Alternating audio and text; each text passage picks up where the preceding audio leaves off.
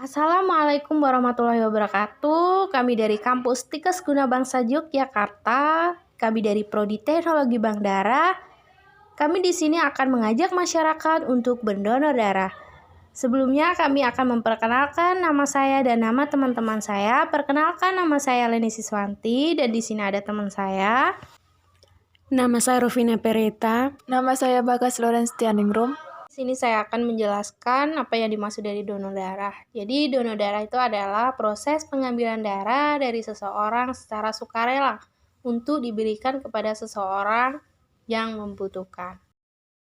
Semua orang diperbolehkan untuk berdonor darah, tetapi jika telah memenuhi persyaratan donor darah.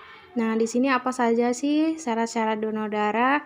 Jadi syarat-syarat donor darah itu yang pertama sehat jasmani dan rohani, dan yang kedua umur dewasa minimal 17-65 tahun. Kenapa harus umur minimal 17 tahun? Karena di usia ini itu perkembangan tubuh telah sempurna. Jadi sehingga mendonorkan darah itu tidak mengganggu sistem kerja tubuh. Dan yang ketiga yaitu tekanan darah. Nah, tekanan darah ini adalah namanya sistol dan diastol. Nah, apa yang dimaksud dari sistol? Sistol itu adalah tekanan ketika jantung memompa darah. Nah, sedangkan diastol itu adalah tekanan pada jantung pada saat periode istirahat di antara detak jantung. Normal dari tekanan darah itu dari sistol itu dari 110 sampai 150 mm hidrogium. Nah, sedangkan diastol itu dari 70 sampai 90 mm hidrogium. Dan yang keempat itu yaitu berat badan. Berat badan minimal 50 kg. Yang kelima yaitu HB. Kepanjangan dari HB yaitu hemoglobin. Jadi yang dimaksud dari hemoglobin di sini adalah protein kaya zat besi dalam sel darah merah yang bertugas membawa oksigen ke seluruh tubuh. Jadi normalnya yaitu 12,5 sampai 17,0 gram per desiliter. Kenapa sih kita harus donor darah? Karena donor darah itu yang pertama kita bisa menyelamatkan 3 nyawa, dan kedua kita bisa membantu korban kecelakaan yang banyak kehilangan darah. Terus yang ketiga kita bisa membantu seseorang yang sedang operasi. Yang keempat kita bisa membantu orang yang membutuhkan. Baik, selanjutnya akan dibahas oleh teman saya yang bernama Rovina Pereta. Berikut saya akan menjelaskan hal-hal yang perlu diperhatikan sebelum dan sesudah donor darah. Sebelum berdonor darah, pertama, hindari makanan yang berlemak. Kedua, minum lebih banyak dari sebelumnya. Ketiga, tidur minimal 4 jam sebelum donor. Keempat, hindari faktor fisik berat sebelum melakukan donor. Sesudah donor darah, pertama, istirahat selama 10 menit. Kedua, hindari faktor fisik berat selama 12 jam. Ketiga, banyak minum air putih sampai 72 jam ke depan. Keempat, jangan lepas plester pada area suntikan selama 5 menit. Perlu kita ketahui, ada 4 jenis golongan darah. Yang pertama, golongan darah A. Yang kedua, golongan darah B. Yang ketiga, golongan darah AB. Dan yang keempat, golongan darah O. Berikut ada 2 jenis resus yang perlu kita ketahui.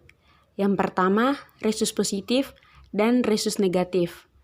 Resus positif, jika ditetesi anti D, maka akan terjadi aglutinasi atau penggumpalan. Sedangkan resus negatif, jika ditetesi anti D, maka tidak akan terjadi aglutinasi atau penggumpalan. Di masa pandemi COVID-19 saat ini, kita tidak perlu takut untuk berdonor darah, karena semua PMI sudah menerapkan protokol kesehatan. Perlu kita ketahui bahwa virus COVID-19 tidak menular melalui transfusi darah, tetapi menularnya melalui udara seperti batuk, flu, dan kontak fisik dengan penderita. Selanjutnya akan dibahas kepada teman saya yang bernama Bagas Lawrence Tianingrum. Saya di sini ingin menjelaskan sedikit mengenai seleksi donor. Seleksi donor merupakan aktivitas awal yang dilakukan sebelum melakukan pengambilan darah. Permisi Ibu, apakah benar ini dengan Ibu Naura? Iya Ibu, benar. Ibu, saya sebagai teknisi pelayanan darah ingin melakukan pemeriksaan fisik. Yang pertama terdiri dari pemeriksaan denyut nadi, Kedua, tekanan darah. Yang ketiga, berat badan. Yang keempat, HB. Yang kelima, pemeriksaan golongan darah. Sebelum donor darah, apakah Ibu sudah makan? Iya, Ibu, sudah. Apakah Ibu sudah istirahat cukup? Iya, Ibu, sudah. Apakah hari ini Ibu menstruasi? Tidak, Ibu. Kapan terakhir Ibu menstruasi? 1 minggu yang lalu, Ibu. Baik, berdasarkan pemeriksaan fisik, Ibu telah lolos dalam seleksi donor. Ibu, alasannya kenapa ya kalau ditolak donor darah? Pertama, bagi perempuan itu menstruasi. Yang kedua, tekanan darah terlalu tinggi dan terlalu rendah. Ibu, kalau misalnya tekanan darahnya rendah itu apa saja sih, Bu, yang harus dihindari? Yang pertama itu harus istirahat yang cukup, Ibu. Yang kedua, jangan banyak pikiran. Oh, gitu ya, Bu. Yang ketiga, minum obat penambah darah, Ibu. Oh, baik, Bu. Terima kasih ya, Bu. Baik, Bu. Makasih juga. Baik, terima kasih. Itulah informasi dari kami. Semoga bermanfaat. Ayo berdonor darah, bantu sesama, selamatkan nyawa. Darahmu bisa menyelamatkan keluargamu, saudaramu, bahkan kekasihmu. Saya akhiri. Wassalamualaikum warahmatullahi wabarakatuh.